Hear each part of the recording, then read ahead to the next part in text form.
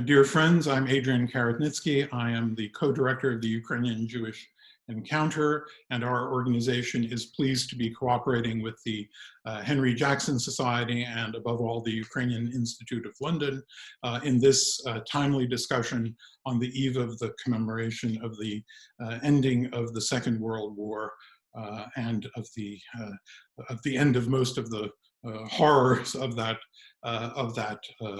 war. I want to alert you that the topic of discussion is "Don't mention the war. Does Europe need a shared historical narrative of the WW2?"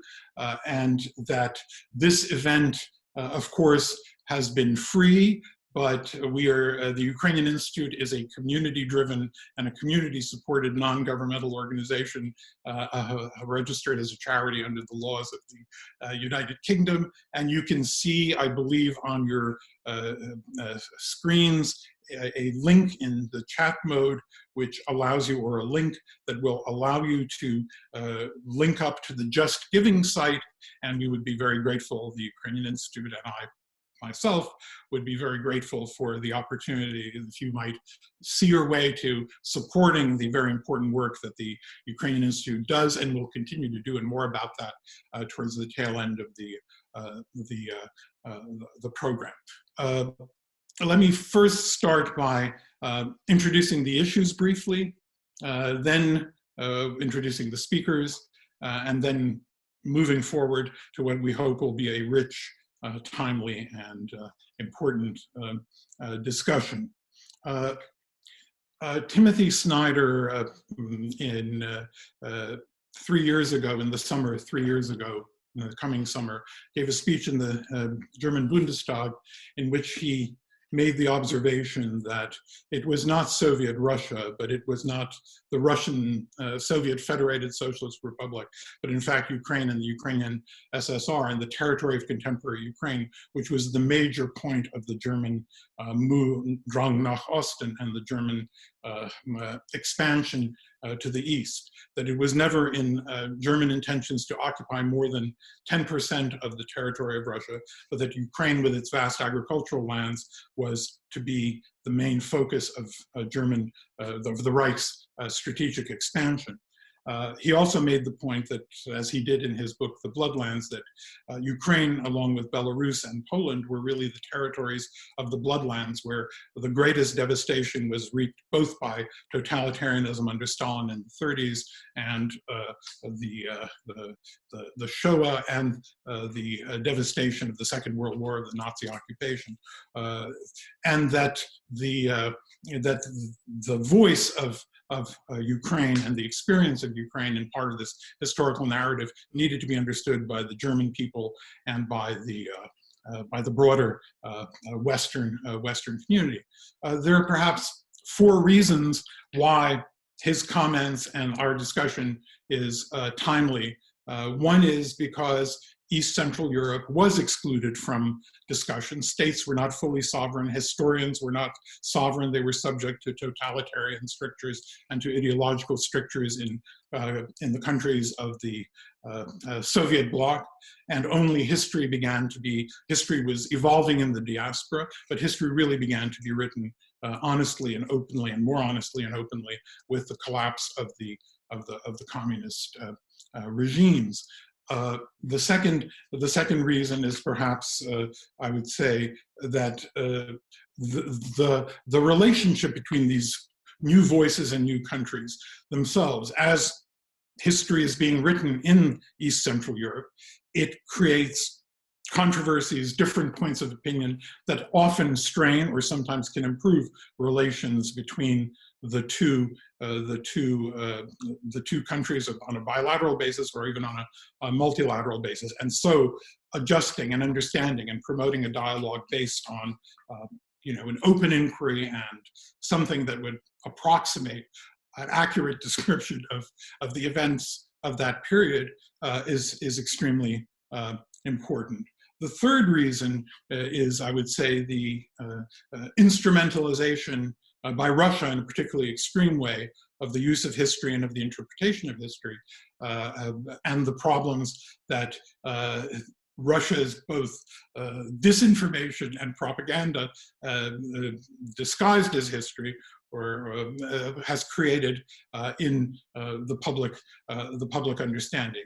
And the last is, of course, the moral issue, the understanding of the degree of suffering that occurred in the countries of East Central Europe, which was not comparable, despite the terrible scale of suffering of all the other nations, including, I would say, Germany. Surprisingly, the proportion of German dead compared to the proportion of Ukrainian dead and Belarusian dead and Polish dead is actually far less during so even the defeated party suffered less than the nominally victorious party.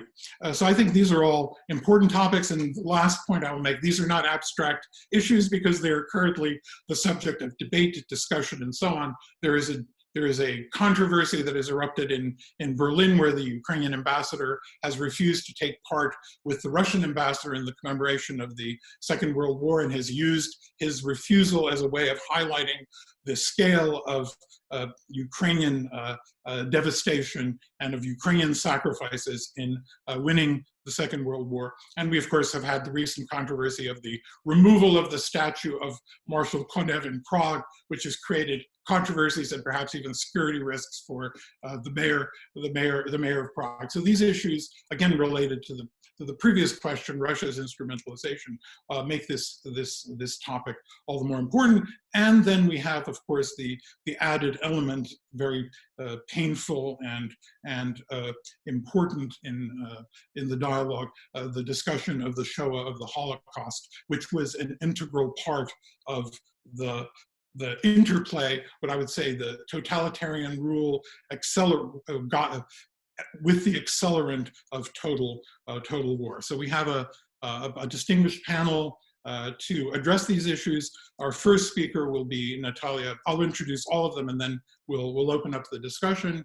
We'll start first with a presentation with Natalia Popovich, who is the founder of the One Philosophy group, which, together with the Ukrainian Institute, which is kind of think about the British Council with very constricted resources, Ukraine's equivalent, has conducted a study of media in Britain, France, Germany,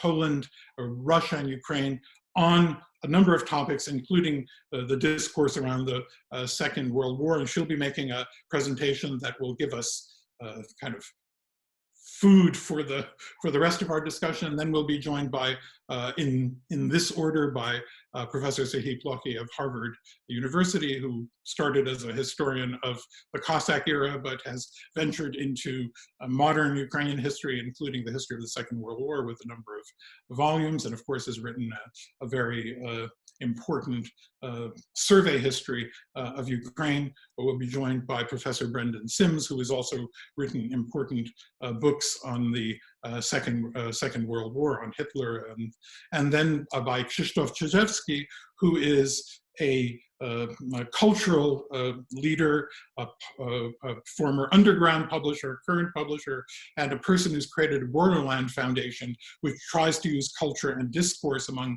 the intelligentsia and among intellectuals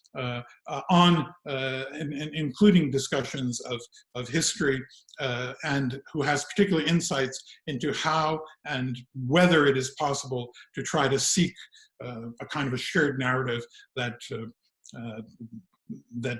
promotes bilateral relationships, in particular his experience of Poland's bilateral relations with neighboring states.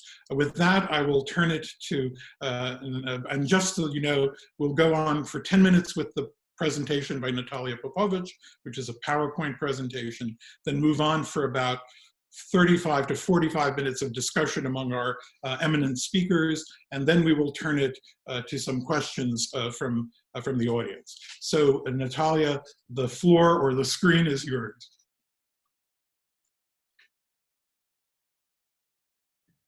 Thank you, Adrian, for a kind introduction, and very happy to be here.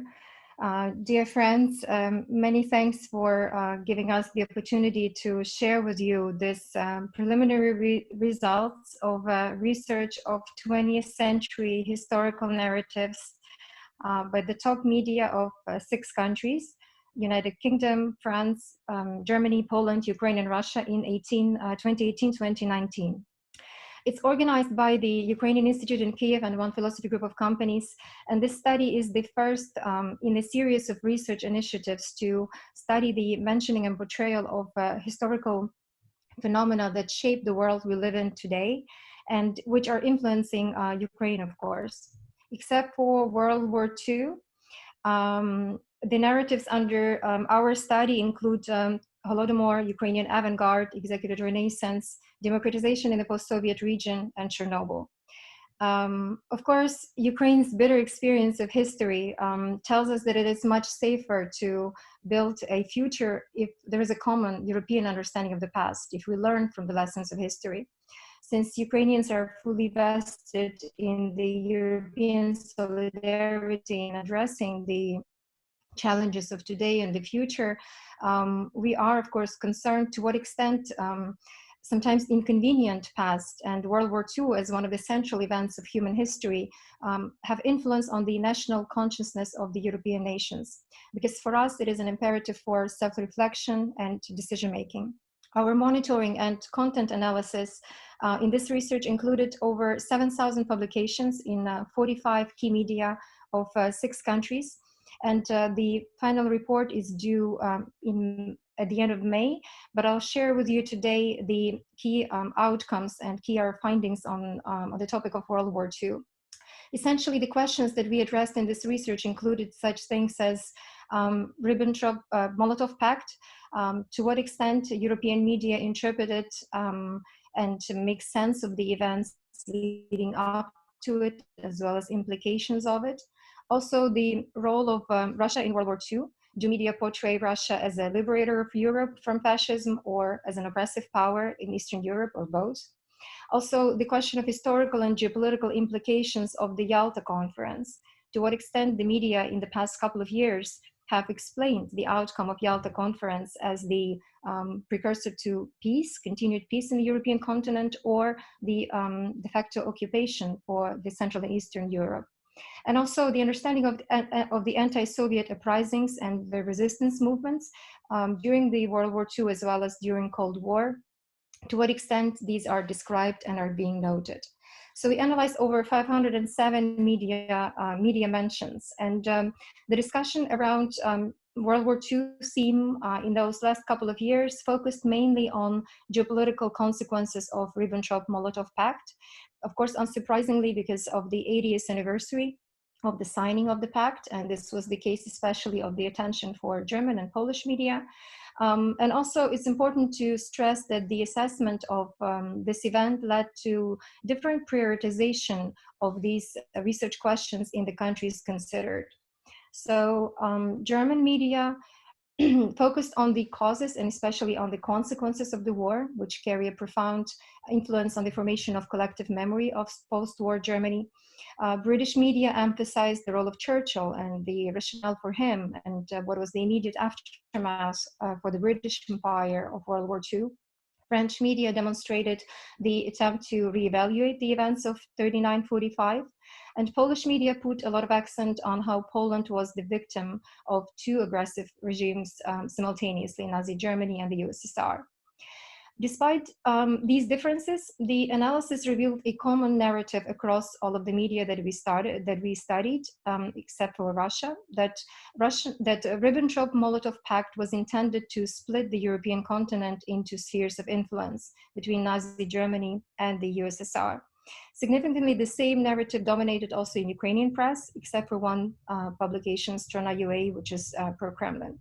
The Guardian in 2018 offered a Finnish perspective on history of 20th century through the prism of the pact, saying that the pact and the existence of its secret protocol were not excluded from the Finnish history books, even though the Soviet Union demanded it. In 2018, Rzeczpospolita followed, stating agreement with the Soviet government opened way to unpunishable attack on weaker neighbors. A union with Stalin opened the gates of hell. The German Die Welt attempted to draw a parallel with the present, stating in an article how the pact continues to divide Europe, that while in the Central and Eastern Europe, these events of the past are now taken account into current political decision-making, in Western Europe, they're considered marginal. The media in Ukraine often refer to the pact in connection to contemporary political process, for instance, by establishing the parallel between the pact and Nord Stream 2.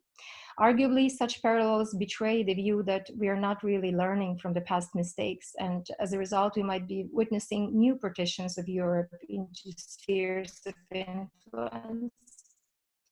Significantly, such parallels are absent in the Western European media sphere we studied.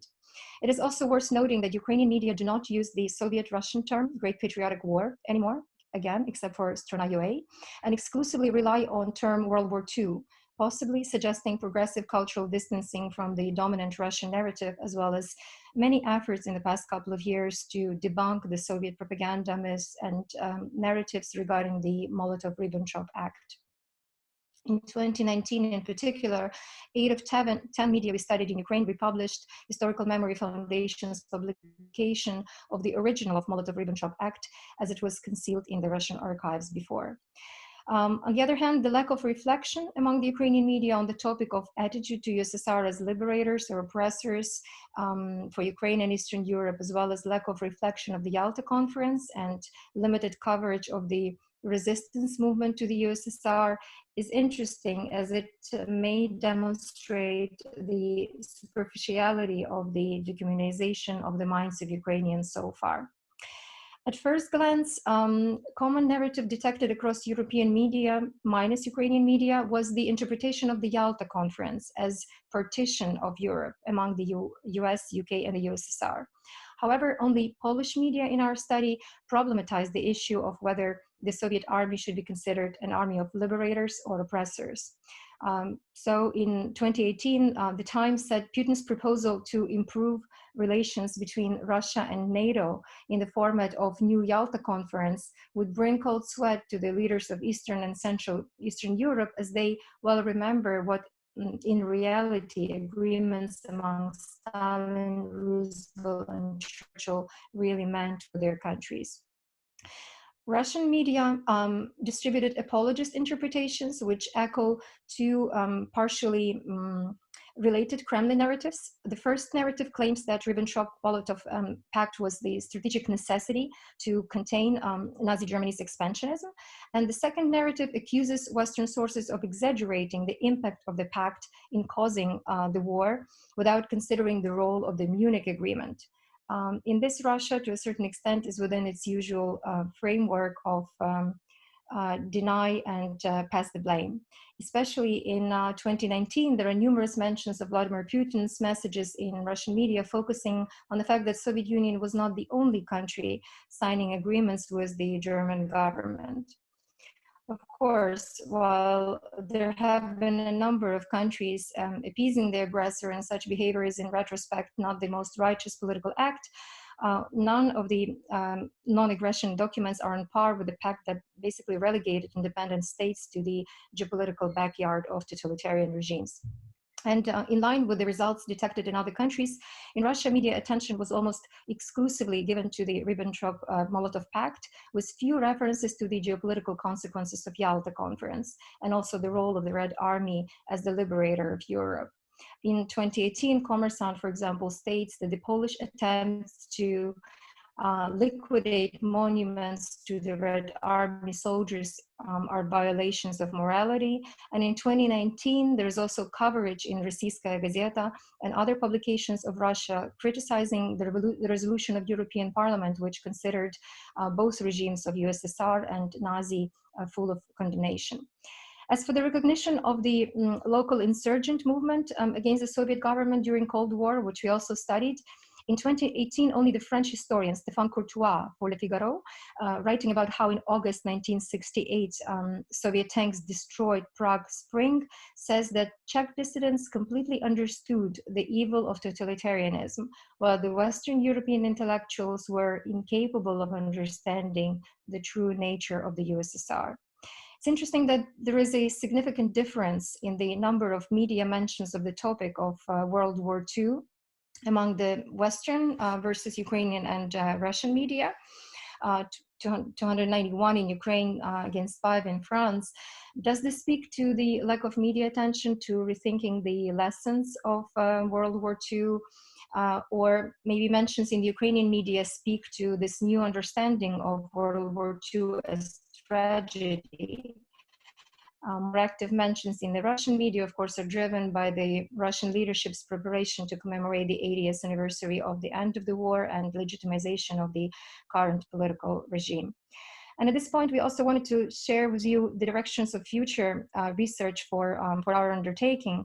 We believe that it would be of great importance to continue to study these narratives in the, not only just in the media, and to expand to different other topics, which Adrian had mentioned, but also to look closely at the history textbooks, let's say a standardized history textbooks for given school year in the countries that we considered. Do history textbooks provide young people and younger generation with repertoire of meanings that helps them to develop a more European collective memory, or rather a Babylon of collective memories in regards to Second World War and other historical phenomena? And does Ukraine feature in all this repertoire? Secondly, also, it's important to look at the fragmentation of the mental map of Europe, and to what extent discussions like this can bring about a more coherence in this, because there are different and interestingly and sometimes diverging foreign policy decision-making and different cultural diplomacy initiatives important to consider. And thirdly, we felt that it would be important to continue and to couple media research with other similar research projects of this kind, and also look for the connection of the results of the media and history textbook research with the national values research in different European countries, to see a deeper connection in the formation of the national consciousness and how it moves further. Truly recognizing how interdependent we are, being connected in our memories, maybe can enable us to nurture a common understanding of not just World War II, but of ethics, of truth, pave the way for really authentic reconciliation and solidarity in addressing challenges of the future. Yaroslav Hrytsak said that there is a connection between the past and the present, and to counter history, to fight it, we need to see this connection. So I'm really keen on hearing the esteemed panel and your discussion of the narratives that we have found common, as well as the narratives that are maybe missing from the attention of media covering World War II. Thank you again for giving us a chance to introduce the findings of this research for this. Thank you, Natalia. This is a good way of at least introducing some backdrop in terms of important. I think you looked at elite media coverage of these events, and not more broadly, not the broadside media or the scandal sheet media, but primarily print media. And I think it was a very important contribution. And I will turn. I don't want to prejudge what how each of our speakers address their contributions. So I will not start out with questions or framing, but ask Serhiy Plokhy, who has written both on Yalta and on the Second World War and on the consequences of the war and overview history of Ukraine, to comment broadly on the topic, but maybe to include in his 5 or so minutes of introductory remarks his view of the quality of history that is being written in Ukraine and in the region since the collapse of communism, with reference to the Second World War. Thank you, Adrian, and thank you, Natalia, for sharing with us really very interesting results of research, and the number of references to World War II in Ukraine that is significantly higher than anybody else, anywhere else. First comes a surprise, but then you start thinking about that, and it at the end, it seems to me makes sense, and I'll try to explain how at least I understand that phenomenon. But first, I want to start with the idea of the common narrative or shared narrative. And generally in the public perception of the Second World War, but also to a degree academic writing on that, there are two things that strike me as paradoxical, interesting, or odd. So you can look for the term that you like better. One of them is that as historians, we often look for the approaches that would be global. And we have a lot of difficulties, for example, writing a global history of particular social movements or ideas or movement of commodities. So we try to overcome those difficulties.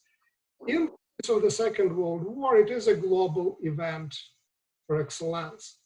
But then you see that there is a division in this national boxes, and there is a continuing conflict and continuing tensions that are occurred there.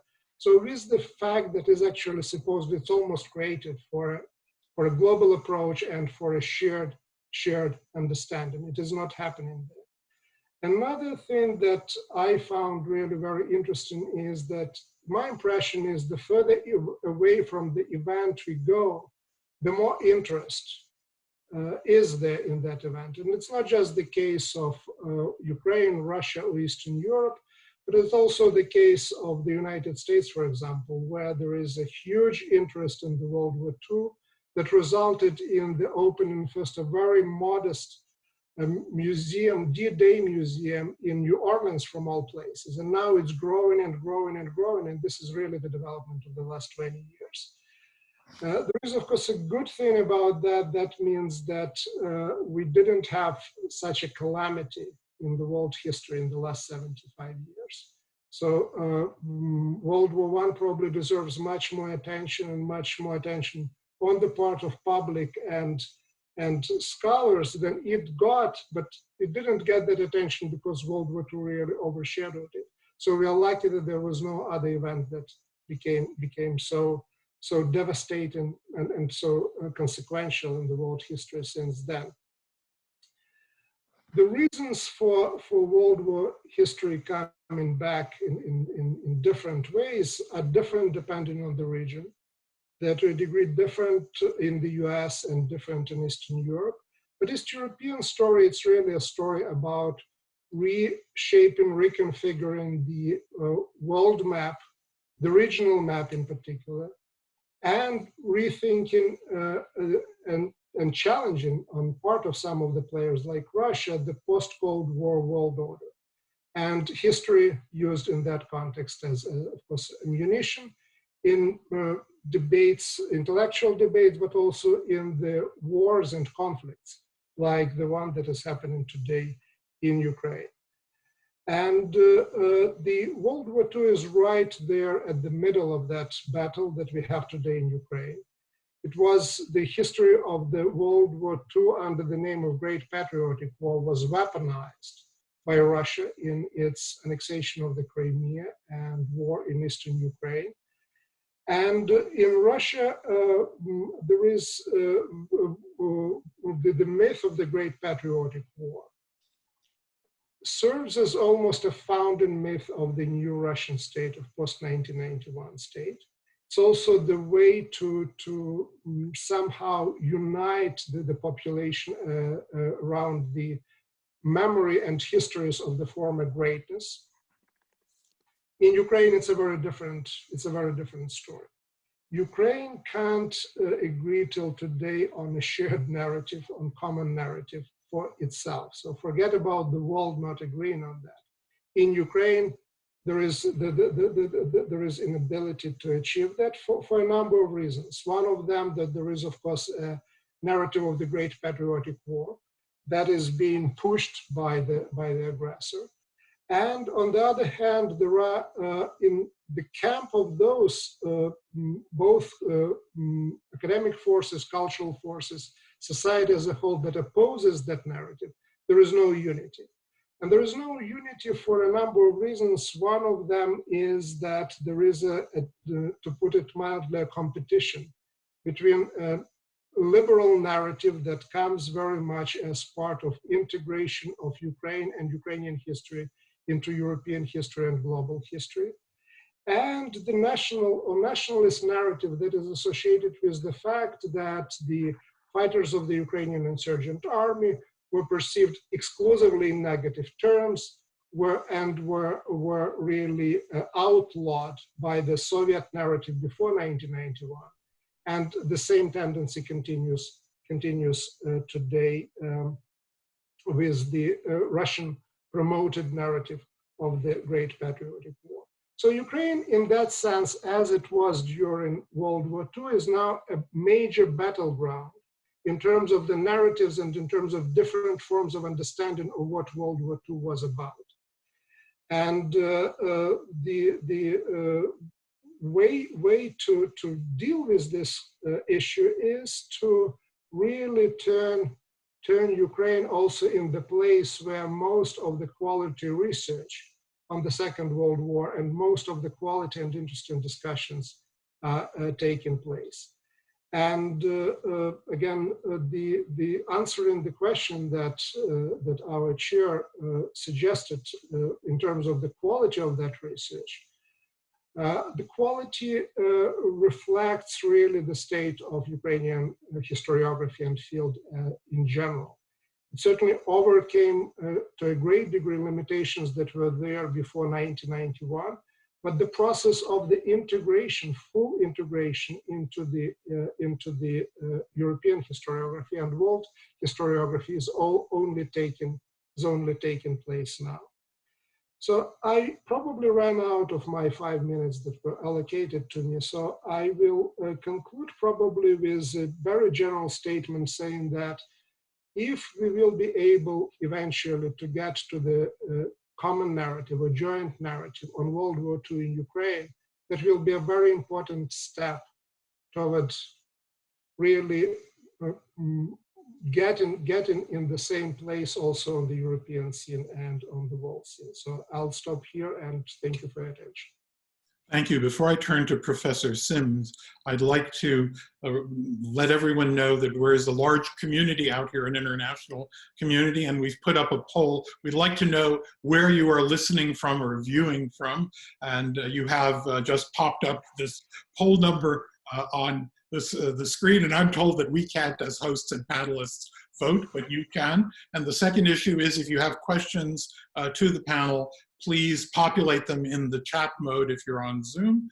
They will be conveyed, some of them, so that we've received already a few questions, and so we're grateful for that. Just want to say that there are about 400 people on Zoom and perhaps on other streaming facilities, so we have a robust audience. Again, I'm reminding people to fill out the poll. It'll be just helpful for future outreach for both the Henry Jackson Society and for the Ukraine Institute. And already we see it, heavy Ukraine running up.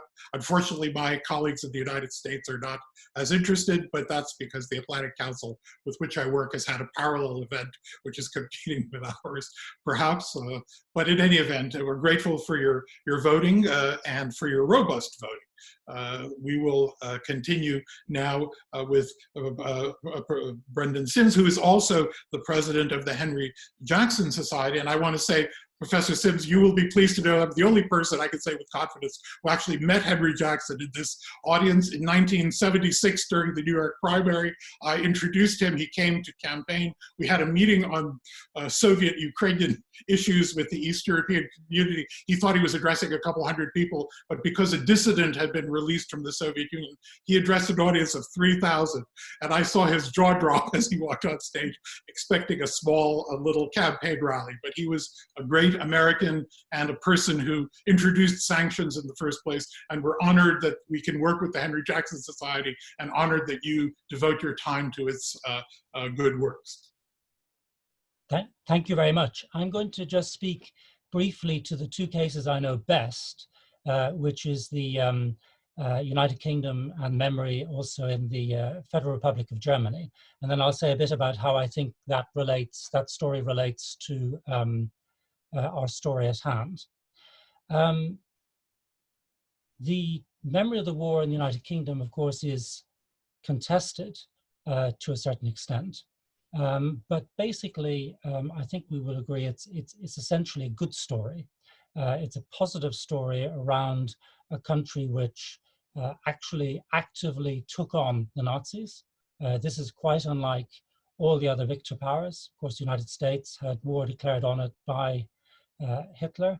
And of course, the Soviet Union was attacked by Hitler after having been allied in effect, or at least tolerant and supportive of the Third Reich during the period of the Hitler-Stalin Pact between 1939 and June 1941.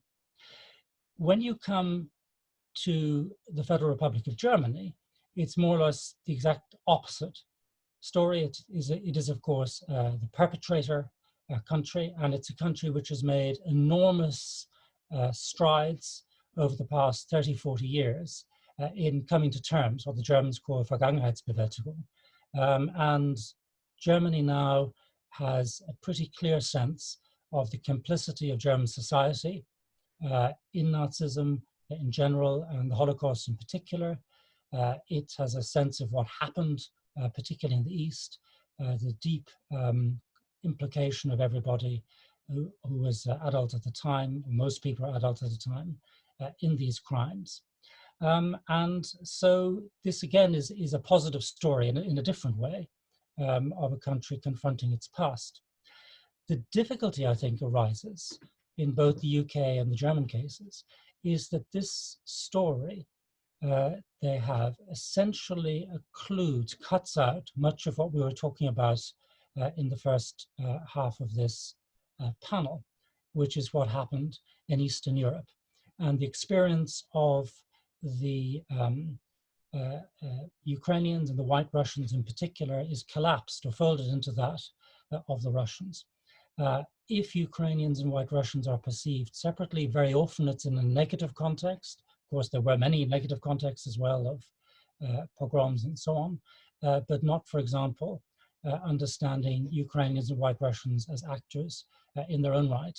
And essentially, credit for White Russian and Ukrainian partisan movements is given pretty much exclusively to the Soviet Union. And that is then parlayed in the present day into some kind of understanding for and tolerance of current Russian policies towards Ukraine. And that's why I think this kind of panel is so important, so that we get a more differentiated, better informed view of what actually happened in what Tim Snyder called the Bloodlands during the Second World War. Thank you. Thank you. Can I come back on screen? Thank you. Yes. So again, before I turn to the next speaker, again, I want to remind people that we'll be doing further polling just to be helpful to the institution and also to see how the public perceives the discussion underhand. We have a question on the Molotov-Ribbentrop Pact. I don't know if it can be popped onto the screen, but the question is, should the Molotov-Ribbentrop Pact be included in secondary and school education on World War II across Europe? So please, whilst we continue to vote, to cast your votes, but I will introduce Krzysztof Cieszewski as our next speaker, who has been particularly active in the idea of really trying on the cross-border discussions to facilitate some degree of mutual understanding. And maybe you can share some of your insights of both the tensions that exist between Poland and Ukraine on narratives of the Second World War and of events on its, I wouldn't call it in its periphery, but in addition. Well, there's no surprise in the polling results. We've had 250 people vote and 99%. So this was really a rhetorical question for this audience. Why would you be listening to a discussion about Eastern Europe and narratives without being interested in the Molotov-Ribbentrop Pact? But we're thankful, nevertheless, for your contribution. But Panie Krzyżewski, please join our discussion. Thank you very much for bringing me to this discussion. And I will really try in short to share some reflection on creating a sharing narrative or obstacles we have with that, which seems for me very important today. We are celebrating a day of victory, but still the question is, what was this victory? And I think still it's an open question. And when you ask the question, or when you hear this, don't talk about the war, it means for me that the war stays with us all the time, that there is something in the ground we did not overcome and which is challenging us. And I really believe that it is very much about crossing the borders in our national memories, in our national narratives, in our national identities, how we build the identity, which is like a fortress, you know, with our memories, traumas, and Second War experience.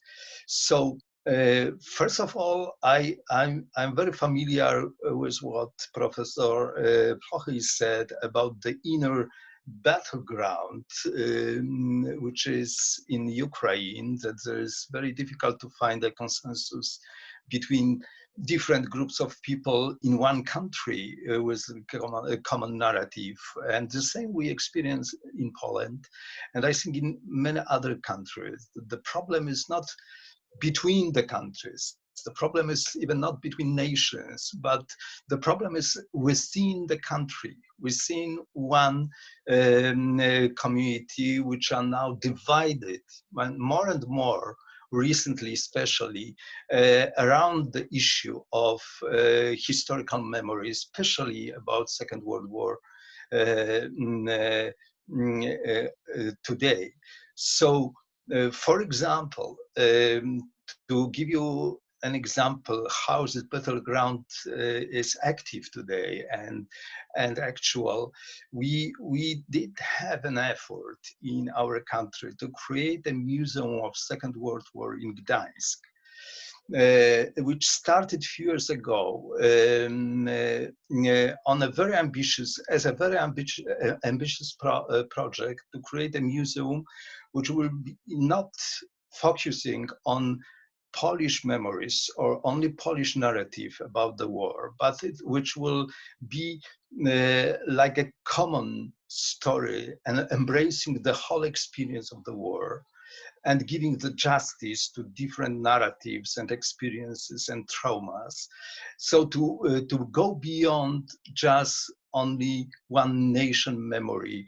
It was built and started to be built in Poland, but the effort was to open it up to the common narratives, which in some fact, what the possibility, as Timothy Snyder, who was an advisor at this initial stage of this museum, which was the possibility even to make the central place for countries of bloodlands, but only because of that it is open for everybody. You know, that it is not narrowly limited to just one nation, because if it is one nation option only, somehow the relevance of this story is limited to that and to this particularity. So building in Gdańsk, when the World War II started, the Museum of Second World War was this kind of effort to embrace, you know, to go beyond national borders in creating a narrative. But recently, this project was countered by new government and new politicians coming to the power with a simple reason that it is not enough Polish. This shouldn't be like that the Polish justice is and the Polish trauma is not enough exposed in the museum. So unfortunately for me, this initiative is somehow waiting for the future, for another possibility for in the future for doing it. So we understand that it's time is still not for that. When Natalia was saying about her research, she was noticing that in Polish press, the accent is put on victimization of being a victim of two totalitarian systems of Germany and Russia. So we now have, but this is a dynamic process. You know, the research is from recent 2 years, but if you did this research 10 years ago, the situation will be, could be different, because there was times that we were much more open for being self-critical.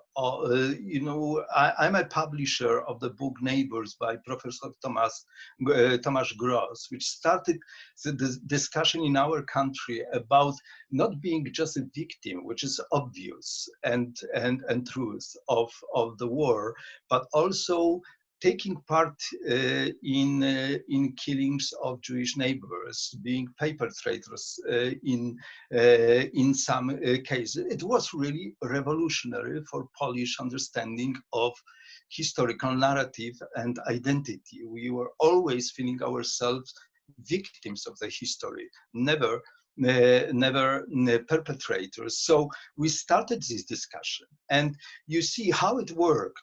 You know, that when you do this I call it critical history, critical memory, when you start to do that, you give the room for other people, for other communities, for other countries to respect your suffering. So we always had problems before with recognizing Warsaw Uprising as a big traumatic event during this World War II, that the other parts of the world didn't recognize it enough. But when only we had this courage to face this dark side of our history with Jedwabne, with Polish-Jewish relationship, there was a room and a positive answers for other countries to respect Warsaw Uprising. And it started, you know, the process of recognizing this traumatic event abroad. So these are the ways for me to not to give up in the process of creating, sharing narratives and stories. Thank you very much. I'm going to start a little bit of a discussion among ourselves. Our viewers are very active.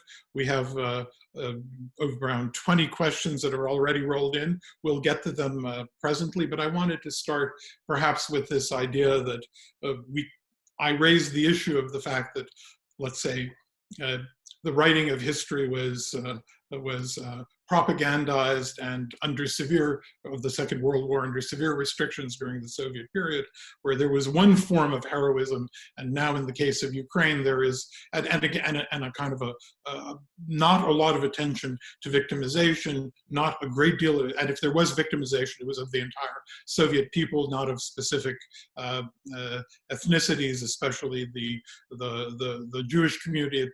And the Holocaust was not accorded a place of specific focus and specific meaning. But my question is there a place in the new narrative as it develops, as the Ukrainian narrative or the East European narrative unfolds, to convey a greater degree of the damage that was done to these societies by the occupation?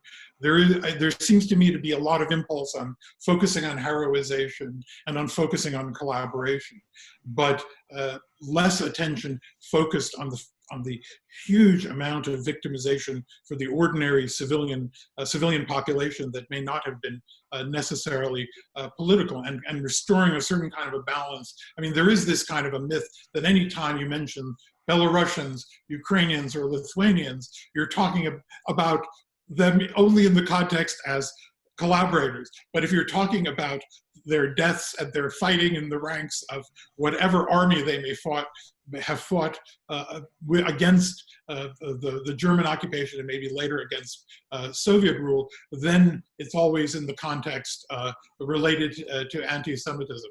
Is there some way of restoring balance to this narrative? Is there is there historical research that is being conducted that that tries to find a kind of an accurate balance between all these? Because one of the things that I do think makes Central and Eastern Europe distinct, and one of the reasons why I always comment whenever there are discussions about the potential for the rise of anti-Semitism in Eastern Europe and of pro-Nazi viewpoints in Eastern Europe, is simply the memory of the war conveyed through families is so so negative that there is no remnant of pro-Nazi sympathies except maybe for a very small fringe, and there is very little space for that kind of politics in the region. So perhaps I'm conflating a lot of issues, but the question of finding the right balance between, quote, collaboration, heroism, and victimization, as it were. Anyone bold enough to take that question on? Well, I can certainly jump in with, I also saw that our audience was asking about possible books that we might want to recommend.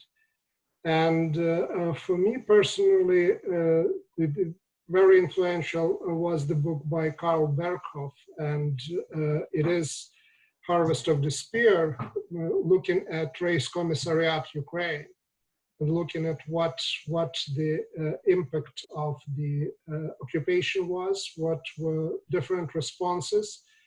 And again, it's a very interesting research in a sense that it covers not just one particular group. It covers the entire spectrum. It's a territorial approach, but also administrative approach, because a particular type of policies were introduced specifically in Race Commissariat Ukraine, and uses Soviet and German and any other sources that are available there. And I think that book is a good foundation for moving exactly in the direction that you, Adrian, suggested, going beyond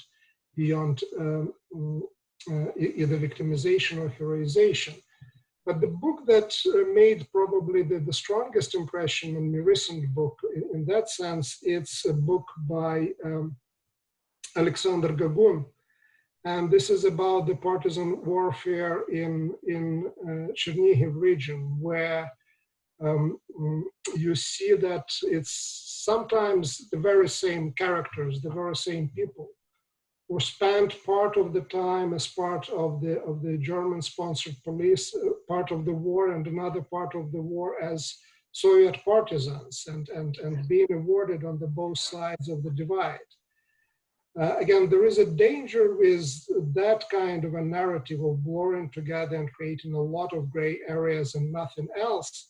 But I think, given the prevalence in current historiography of the type of a literature, and especially type of a narratives when it comes to the public perception of either heroes and villains, these are important steps in actually moving beyond that divide, bringing a more realistic understanding of what the war was about, what suffering was about on all sides. But also hopefully creating a foundation for the understanding that should be in the foundation of any shared narrative. Because again, there are shared narratives and common narratives that are just imposed by the autocratic regimes. This is not the kind of the narratives that we are trying to achieve, and the only way there is through further research, but also public discussion. Anyone else? Excuse me. Anyone else want to take on this question? If not, we'll move on. I think perhaps this is a yeah. My response, Adrian, would be: I'm not a historian, although I work very much with historians and with historical research. But my answer to your question is: go to the people. we should find the ways to not leave them alone with all these sufferings. Go to the small communities, go to concrete places and work for long term, over years, to make possible their stories, their traumatic experiences be put into the public life and in a process of recovery. Or that's my answer, that the books, the historical research is just a part of this necessary process, because you know, that's something what I observed after publishing Neighbours, you know, that you publish a strong historical book, which is like a bomb, you know, like posing the discussions among media, you know, intellectuals and so on. But then you think about the people living in Jedwabne, you think about people living in other small towns like that, how to reach them, how to work with teachers, with local governments, with young generation, to confront this past, to confront these memories, and so on. So it's very much a cultural work, educational work, which you do on the ground, on the grassroots level. There is the added question, of course, and that is that in the narrative of the Shoah, there is also the victimization of the Nazi occupation. There are the narratives of the victimization under Soviet occupation, and very often in Ukraine, this doesn't relate so much to historical research, but it relates to memorialization and the raising of monuments and so on. There is an active effort to put up monuments both for, quote, heroes and for victims, but very often the Ukrainians are under-resourced to provide adequate monuments for the Holodomor, and they are then challenged at the same time to produce and to properly memorialize the Shoah, both of which need to be done, but sometimes there is a lack of understanding of really how poor the resources are. You know, the Ministry of Culture in Ukraine operates with a budget of free money of about $1 billion for various cultural events. It's not some great grant-giving institution. And I think that it's really important. I mean, this is another question. To what extent can the dialogue be internationalized? To what extent is it helpful to bring in scholars? I mean, Professor Gross came from New York University. Professor Plocki is here from Harvard. He's sort of, they're both sort of bicultural, but they brought in some of the insights of working in a more, I would say, neutral academic, less charged academic and social environment. To what extent should this be a major priority for getting closer to either shared narratives, or maybe is the exercise of finding a shared narrative important simply from the point of bringing more Western historians into the process? Any taker? Could I add a word on this, which would be just to say that it's not only important to get historians from outside to come to Ukraine and Belarus, for example, but also that those researchers get fed not merely into the discussion around those countries, but the more general narratives of the Second World War, in a way that, say, Norman Davies has done, and also Timothy Snyder. That's really the critical bit, and that requires an awful lot more engagement. So can we, please, Mr. Krzyzewski? Yes, I would add only that if you think about international meetings, exchanging experiences, research, all is very important. I see it also in European dimension, that it's very important to see this war as a European one, which did the damage to Europe and which made Europe recover and be courageous enough to start to create European Union and integration process. We owe it to World War II. And more we withdraw our narratives from our local national country background to the European level, more it helps to create a common memory space. I think it's still, you know, the problems we face with integration process in today's Europe, I think depends very much on this clash of memories, of this not enough work with history on the common history and common narrative. We will not do it without Europe as a cultural project, you know, as a something, well, what is a common in cultural terms. And you can't do it without common memory. Thank you. So I'll turn to some of the questions and try to conflate them. There's a question on the place of Stepan Bandera and the Organization of Ukrainian Nationalists as it's portrayed in Ukrainian media and by Ukrainian historians, and then the sort of the interrelated question by another historian from London who has written on Georgian history, who says that it seems that the discussion about the sort of the Waffen-SS and forms of collaboration in Georgia is more closed than what he perceives as being the discourse or the narrative in Ukrainian society. Can Professor Plochy wade in with a little bit of historiography for us? Mm-hmm. Well, I was reading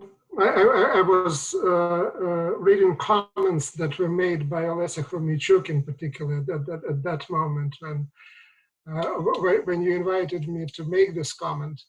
The issue of Stepan Bandera and Ukrainian nationalism is, of course, at the very center of the debates that are happening in Ukraine. So it's to a degree an elephant in the room, whether it is mentioned or not.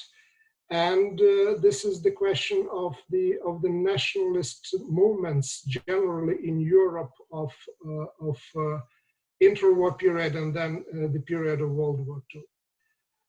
Without addressing it, by sweeping it under the rug, you really will not be able to achieve any kind of understanding. And that is the question of really something that you suggested before, that the narrative, including of Ukrainian nationalism, should be moved beyond the paradigms of the heroes and villains and victims and perpetrators. So a much more nuanced analysis is needed and nuanced understanding by the society, which is almost impossible to achieve given the conditions of the war. Given the conditions of the war. This is the time when the interest in history, including in controversial parts of history, really go through the roof. But it's also not the best time when the balanced approach can be adopted and can be accepted by the public at large. But we are given the time to live in and work in the time that we got, and we have to make the best out of it. So that would be my general remark to that question. There's a question directly to Professor Sims, and one of the viewers posts that your general discussion of the positive coming to terms and of acknowledgements on the part of the German public. But the question was, is there first of all, do you accept that there is a rising backdrop of right-wing extremism in Europe? And secondly, if that is the case, how does that influence the sort of the positive assessment that you gave of the prospects of a similar kind of acknowledgement and understanding developing throughout Europe? There is, of course, an increase in right-wing political activism through the electoral process. It's stronger, incidentally, in Western Europe in many ways than it is in Eastern Europe. You consider the success of the Front National in France and the success of the AfD in Germany, which I think this questioner was alluding to. But of course, in Germany, the public and historians have been very engaged with this question. They've been pushing back against the relativizing attempt of certain prominent members of the AfD in Germany to refer to the Second World War as a kind of footnote in history, and other more, even more calamitous remarks, even of AfD parliamentarians. So the historians and the public sphere have been very active in pushing back against this. And I think it vindicates my earlier point, which is that Germany as a whole has very much come to terms with the Nazi past. Anyone else want to comment on this? I think one of the interesting things in the Ukrainian context is, well, first of all, that Ukraine is currently governed by a Jewish president, and there has been no evidence of any substantial anti-Semitic discourse. There is no mobilization around these issues. There's no, you know, Ukraine has if Ukraine has a neo-Nazi movement, it is definitely, some people joke it's philo-Semitic rather than anti-Semitic. But it's, I mean, that's perhaps an unfortunate joke, but it's actually true. Even the far-right sector, which was so demonized, had Jewish members in it, and simply had a and the other irony of this is that, yes, there was some degree of cooperation, I'm not sure if the term collaboration, between the integral nationalists that were the organization of Ukrainian nationalists and the Nazi regime, but the people who are trying to heroize them continually seek to deny or diminish those aspects. No one embraces this, and that itself, I think, is a sign that predominantly there is universal acceptance that there is universal agreement that the Nazi occupation of what is now Ukraine was a disaster for all peoples and all ethnicities concerned. Unfortunately, there is not the same kind of consensus that the Stalinist occupation or the Soviet occupation of these new polities was also a disaster, although I think there is currently in Ukraine a tilt. I don't know if anyone wants to perhaps discuss this sort of imbalance, and is there a way moving towards a shared narrative to help that part of Ukrainian society that still has a heroic vision of accepting a more accurate view of what the Soviet legacy represented? Maybe I'll jump in, also placing this invitation to discuss that issue in the context of a couple of comments that I just read from the audience. And the comments were of a nature of, well, whether there is really a need or rather possibility of creating a shared narrative or common narrative when the experiences are so different. And the experiences that can be so different in the one place, in the one village in Poland or in Ukraine, and they're also different between the British participants in the war and let's say the Russian or the Soviet ones. And again, my overall approach is that I really, for me, it would be difficult to justify intellectually that a global event that was common for the entire world doesn't have a common understanding. But how you do that, given the difference of experiences, is actually accounting those experiences into that shared narrative. Shared narrative is not a narrative of the one side. In particular, again, we are still very much working within Victor's type of historiography. Again, it changes, it's different. But again, shared narrative is the one that includes experiences of many. And in that sense, the things that go and are being instrumentalized within the narratives of the Great Patriotic War, when there is that narrative is presented to the Ukrainian public and gets some appeal. Again, the appeal is to some very real experiences and proud over surviving and proud over eventually victory. So that stuff certainly is there. Again, it can't be neglected. It had to be integrated. So at least I don't have doubts with regard of the need for that narrative. And I believe I have a general understanding of how it can be achieved. But again, the devil is in details, and that's where we all are needed with all what we got in terms of our human experience, in terms of our experience as public figures, as scholars, as teachers. So it is a humongous task. One more audience question, and that is that the British World War II narrative focuses on Western Europe and the US with little awareness of the bloodlands. And could the panel comment on why the absence of this narrative, apart the most recent histories apart, is important? And secondly, the challenge posed by the narratives of World War II that persist in the Arab world, Middle East, where there is, I would say, a very retrograde view of the past that sometimes resembles that of the far right in Western Europe. Can we have a little bit of comment on one or the other of those questions? Could I say a word on the British understanding of the war in Eastern Europe? I think actually there's a pretty good sense in this country of the importance of the Eastern Front. That I think has been developed over the last 30 years. People like Richard Overy, for example, on Russia's war. The problem, and this is not a problem with Richard Overy's book, but it's a problem perhaps with the reception of this literature, is that it tends to collapse. This is something we've been talking about quite a bit, the Soviet effort with the individual Belarusian and Ukrainian experience. That's really the problem. It's not that people are not aware that there was an Eastern Front. They are.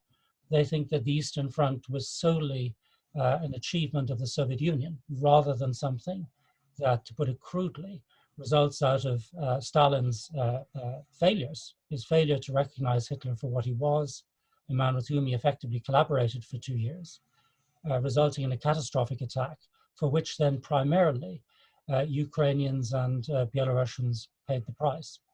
That, I think, is the problem, and that's what needs to be readdressed. Since we opened the discussion with shared narratives, we're getting a few questions related to shared narratives.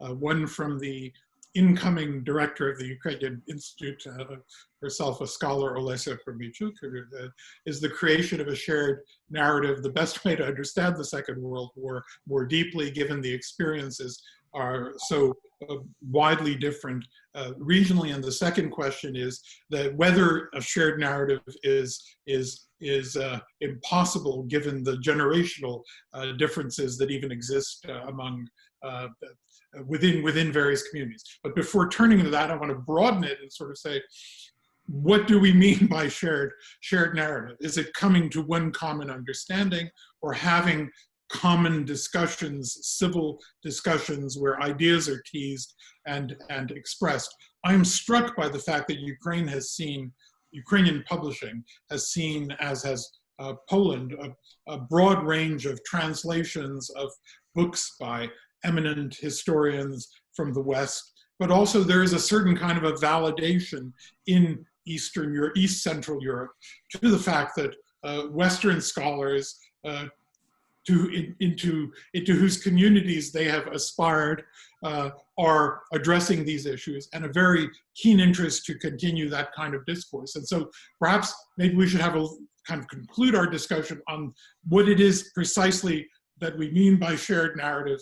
Is it possible, or is it possible simply as creating a forum for greater Western attention to the issues in Eastern Europe, and that might act as a kind of a medium by which communities can find a deeper understanding, because the West remains, for many in the intelligentsia at least, of Central and Eastern Europe, a kind of a validator of we know better perhaps, but of greater objectivity, of a more dispassionate look at history, culture, and society. So maybe you guys can take that on.